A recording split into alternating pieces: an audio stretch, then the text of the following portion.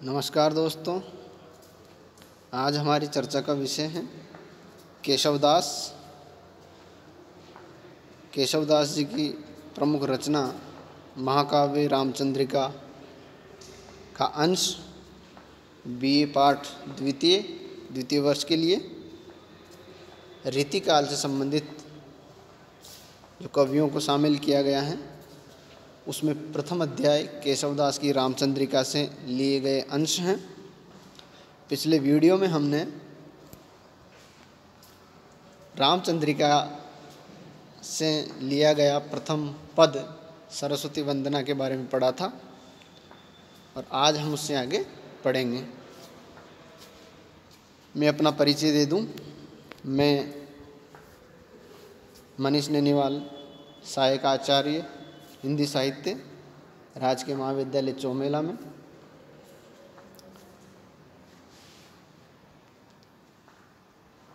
आगे बढ़ने से पहले इसकी सामान्य जानकारी दे दूं। रामचंद्रिका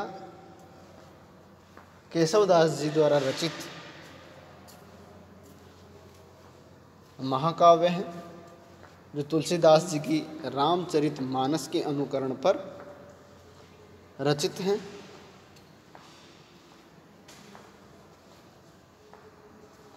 केशवदास जी रीतिकाल के प्रथम आचार्य कहे जाते हैं, इसीलिए रीतिकाल का प्रारंभ केशवदास जी से ही माना जाता है। इसलिए पाठ्यक्रम में जो प्रथम अध्याय लिया गया है वो केशवदास जी को ही लिया गया है और उनकी रामचंद्रिका से कुछ अंशों को शामिल किया गया है। कल हमने पढ़ा था रामचंद्रिका के मंगलाचरण में की गई ईश वंदना में सरस्वती वंदना के बारे में। तो प्रथम जो पद था वो था सरस्वती वंदना से संबंधित, जिसमें माता सरस्वती की उदारता, उनकी महिमा, उनका गुणगान किया गया था। और इसके आगे आज जो दूसरा पद है वो है राम वंदना। ये भी मंगलाचरण का ही अंश है, यानी रामचंद्रिका महाकाव्य का मंगलाचरण, यानी कि महाकाव्य की शुरुआत में जब कवि अपने ईश्वर, अपने आराध्य देवी या देवता को याद करता है, उनके स्मरण में उनका गुणगान करता है, उनकी महिमा का बखान करता है, उनको शामिल किया जाता है, यही मंगलाचरण होता है। तो रामचंद्रिका में केशवदास जी ने ईश वंदना में या मंगलाचरण में माता सरस्वती को याद करते हुए पद लिखा है और इसके बाद श्री राम को याद करते हुए उनकी वंदना की गई है। तो दूसरा पद राम वंदना से संबंधित, जिसमें भगवान राम का गुणगान कवि केशवदास ने किया है। पद इस प्रकार हैं। राम वंदना। पूर्ण पुराण अरु पुरुष पुराण, परिपूर्ण बतावे न बतावे और उक्ति को। दर्शन देत जिन्हें दर्शन समझे न, नेति नेति कहे वेद छाड़े आन उक्ति को। जानी यह केशवदास अनुदित राम राम, रटत रहत न डरत पुनरुक्ति को। रूप देहि अणिमाही, गुण देहि गरिमाही, भक्ति देहि महिमाही, नाम देहि मुक्ति को। इस प्रकार से इस कवित्व में कवि केशवदास ने अपने ईश्वर राम की वंदना, उनका गुणगान किया है। अब इसका अर्थ, इसकी व्याख्या हम देखेंगे। परिपुराण और पुरुष पुराण, पुराण और पुराण दो बार आया है। पुराण एक तो पुराण ग्रंथ, और पुराण का मतलब प्राचीन भी होता है। पूर्ण पुराण, अरु और पुरुष पुराण। पुरुष पुराण यानी प्राचीन पुरुष, आदि पुरुष ब्रह्मा को कहा गया है। और पूर्ण पुराण और हमारे जितने भी पुराण हैं, पुराण ग्रंथ हैं, इस यहाँ यमक अलंकार का सुंदर प्रयोग है। जब कोई शब्द एक से अधिक बार आता है, 2 बार आता है, यहाँ 2 बार पुराण आया है और हर बार अलग अलग अर्थों में आए, तो वहाँ यमक अलंकार होता है। यहाँ यमक अलंकार का सुंदर प्रयोग कवि ने किया है। तो प्राचीन पुराण जितने भी ग्रंथ हैं और पुरुष पुराण यानी ब्रह्मा, ये सभी परिपूर्ण बताते हैं। किनको? राम को। ये राम को परिपूर्ण बताते हैं, न बतावे और उक्ति को। और इसके अलावा भी अन्य कोई उक्ति नहीं कहते हैं, नहीं बताते हैं, या इसके अलावा कुछ नहीं कहते हैं। यानी राम को ये सिर्फ बताते हैं परिपूर्ण। परिपूर्ण से मतलब है जो संपूर्ण है, यानी परब्रह्म। ये ब्रह्मा और परब्रह्म में अलग अलग है। आदि पुरुष पुराण यानी आदि पुरुष यानी ब्रह्मा जी, और पूर्ण पुराण जितने भी पौराणिक ग्रंथ हैं और ब्रह्मा जी, ये सभी राम को क्या बताते हैं? परिपूर्ण बताते हैं, यानी परब्रह्म परमेश्वर बताते हैं। इसके अलावा उनके बारे में अन्य कोई उक्ति नहीं कहते हैं। आगे है दर्शन देत, जिन्हें दर्शन समझे न, नेति नेति कहे वेद छाड़ी आनुक्ति को। दर्शन देत यानी दर्शन देते हैं, जिन्हें दर्शन समझे न, जिन्हें दर्शन भी समझ नहीं पाते, यानी जिन राम को दर्शन भी समझे न, समझ नहीं पाते हैं। दर्शन कौन? दर्शन 6 दर्शन माने गए हैं, षड दर्शन, सांख्य, योग, न्याय दर्शन, इस तरह से 6 दर्शन हैं। ये दर्शन भी जिन्हें समझ नहीं पाए हैं, ऐसे प्रभु श्री राम दर्शन देते, यानी आसानी से दर्शन देते हैं। किनको? अपने भक्तों को। यानी यहाँ भक्त वत्सलता बताई गई अपने श्री राम की। इन्होंने भक्त वत्सलता का यहाँ गुणगान किया है कि वे इतने भक्त वत्सल हैं, अपने भक्तों पर इतनी आसानी से रीझ जाते हैं और उन्हें आसानी से दर्शन दे देते हैं, जिन्हें दर्शन भी समझने। यहाँ भी दर्शन को 2 बार प्रयोग हुआ है, अलग अलग अर्थों में है। दर्शन यानी दर्शन देना और दर्शन यानी प्राचीन दर्शन ग्रंथ। तो यहाँ भी यमक अलंकार का चमत्कार देख सकते हैं। दर्शन 2 बार आया है, भिन्न अर्थों में आया है। तो यहाँ श्री राम की भक्त वत्सलता दर्शाई गई है, जिन श्री राम को दर्शन भी समझ नहीं पाए हैं, ऐसे श्री राम अपने भक्तों को आसानी से दर्शन दे देते हैं, भक्त वत्सल हैं। नेति नेति कहे वेद छाड़ी आन उक्ति को। और वेद भी जिन्हें नेति नेति कहते हैं, नेति नेति कहते हैं। नेति का मतलब होता है न इति, जिनके बाद कोई सत्य नहीं बचता, या जो अंतिम सत्य है। नेति, जिसका अंत न हो, जिसके अंत में अब कुछ नहीं बचा हो, उन्हें कहते हैं नेति।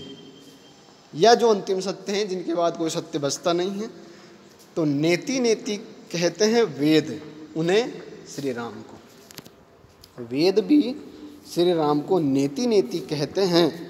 और छाड़ी आन उक्ति को, आन उक्ति अन्य उक्तियों को वो छोड़ देते हैं। अन्य कोई बात नहीं कहते हैं, सिर्फ नेति नेति कहते हैं। इसके अलावा वेद उनके बारे में कुछ भी नहीं कहते हैं और सब बातें वो छोड़ देते हैं। इसके बाद है जानी यह केशवदास, अनुदित राम राम। अनुदिन राम राम रटत रहत न डरत पुनरुक्ति को। यानी केशवदास ये सब जान करके, श्री राम के बारे में ये सारे सब जानकर केशवदास अनुदिन रोजाना ही अनुदिन बार बार राम राम रटत रहत, राम राम ही रटता रहता है। यानी केशवदास यहाँ बता रहे हैं कि वो भी श्री राम के गुणगान में बार बार हमेशा दिन प्रतिदिन राम नाम को रटते रहते हैं। राम राम रटत रहत यानी राम राम का बार बार उच्चारण करते रहते हैं, न डरत पुनरुक्ति को, और पुनरुक्ति दोष से डरते नहीं हैं। यहाँ पुनरुक्ति से नहीं डरने का मतलब है, कवि केशवदास जी कह रहे हैं कि उनके गुणों को जान करके श्री राम का वो बार बार उच्चारण करते हैं, बार बार अपनी कविता में, अपनी रचनाओं में राम राम शब्द को बार बार लिखते हैं, रटते रहते हैं, कहते रहते हैं। किसी शब्द के बार बार प्रयोग से पुनरुक्ति दोष उत्पन्न होता है। एक ही शब्द जब बार बार आता है तो पुनरुक्ति नामक दोष काव्य में आ जाता है। ऐसा जानते हुए भी, यानी केशवदास को पता है कि उसकी कविता में बार बार राम राम शब्द आएगा तो पुनरुक्ति नामक दोष आ जाएगा, ऐसा जानते हुए भी वो उस पुनरुक्ति दोष से डरते नहीं हैं और फिर भी राम नाम का उच्चारण या बार बार प्रयोग करते रहते हैं।